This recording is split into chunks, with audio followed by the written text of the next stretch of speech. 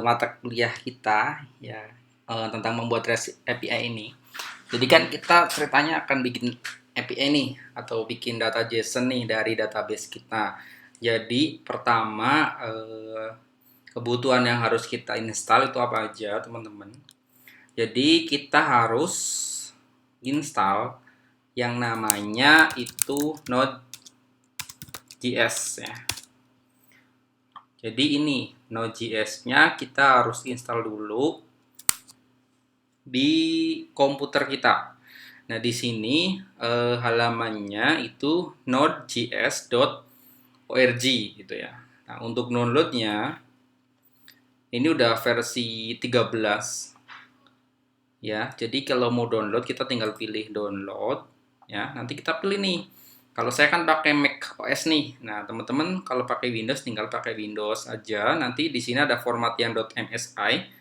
Kemudian kita pilih komputernya berapa bit nih. Kalau pakai yang 64 bit ya udah pilih aja 64 bit gitu ya. Kemudian dia akan simpen di mana tempat penyimpanan, misalnya mau disimpan di dokumen silakan, di D silakan, atau di desktop juga silakan. Kalau sudah, lakukan instalasi Node.js-nya. Nah, oke ya.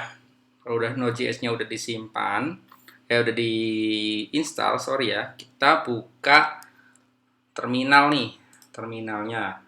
Oh, sorry. Terminal. Oke, saya tutup dulu. Jadi terminal atau command prompt-nya, atau boleh pakai git bash gitu ya, boleh ya. Jadi untuk ngecek si Node.js ini udah terinstall atau belum, itu kita bisa mengetikkan perintah node min-v gitu. Jadi kalau saya udah pakai yang 12.9.0 ya. Kemudian untuk npm-nya itu saya pakai yang versi 6.13.7. Oke, sebelum kita lanjut, pastikan teman-teman sudah download dan lakukan installing Node.js ini. Lalu Node.js ini apa sih ya kan? Kita udah ngomong banyak-banyak tentang Node.js, tapi kita nggak tahu apa itu Node.js. Jadi Node.js ini adalah sebuah JavaScript runtime yang dibangun dengan JavaScript engine-nya punya Google Chrome yang versi 8. Wah, ini keren banget nih. Jadi kalau kita bisa bikin website pakai bahasa server seperti PHP ataupun Python atau apa tuh Ruby on Rails gitu ya, kita juga bisa pakai Node.js nih. Nah, jadi si Node.js ini konsepnya adalah dia JavaScript ini bisa berjalan di sisi server, teman-teman. Kan asik banget nih. Jadi kita udah bikin tampilan pakai JavaScript, keren banget. Kemudian kita bisa bahasa servernya pakai Node.js. Jadi cukup satu bahasa aja kita bikin website, nggak usah pakai bahasa-bahasa banyak banget nih. Kan kita udah belajar HTML tuh, CSS juga udah, Bootstrap framework udah.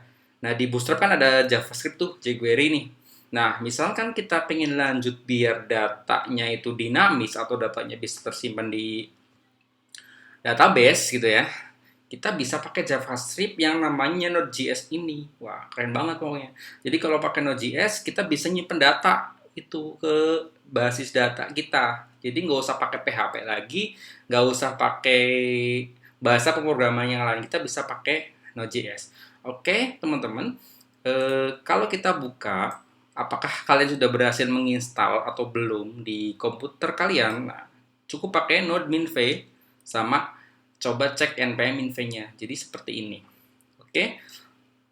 Lanjutnya adalah kita harus menggunakan database-nya. Itu saya pakai ini aja deh.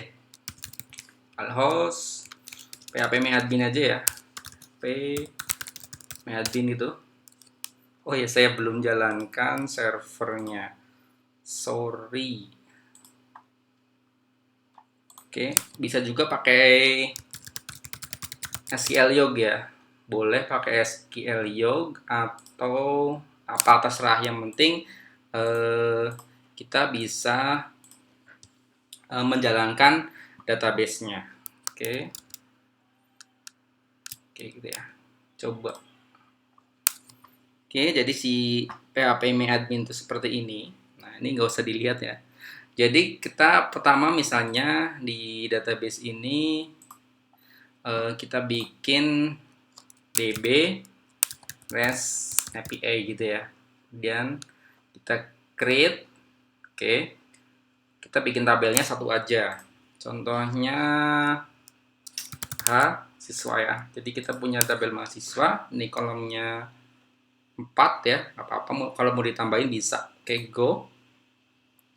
Jadi pertama biasa ya, ID mahasiswa. Dia format integer, dia biasa 11, kemudian dia not null ya, kemudian auto increment, lalu dia sebagai primary key. Oke. Kalau mahasiswa apa sih? Name ya, name. Name-nya misalnya 20. Kemudian nama itu varchar ya karena dia teks, dan name nama terus apa nih, jurusan aja lah, jurusan aja yang gampang, sama ya 50 aja. Jadi kita akan merubah 3 data ini aja. Ini dia auto increment jadi secara otomatis. Kalau udah kita pilih save. Oke, jadi kita udah punya satu tabel ya. Strukturnya itu adalah ID mahasiswa, name, nama, dan jurusan. Oke, jadi kita udah punya satu tabel di database yang namanya DB REST API dan tabelnya namanya mahasiswa. Oke, kita akan lanjut. Saya sengaja potong video ini biar gak terlalu besar ya. Kita akan lanjut ke Node.js-nya. Oke, sampai jumpa di video berikutnya. Terima kasih.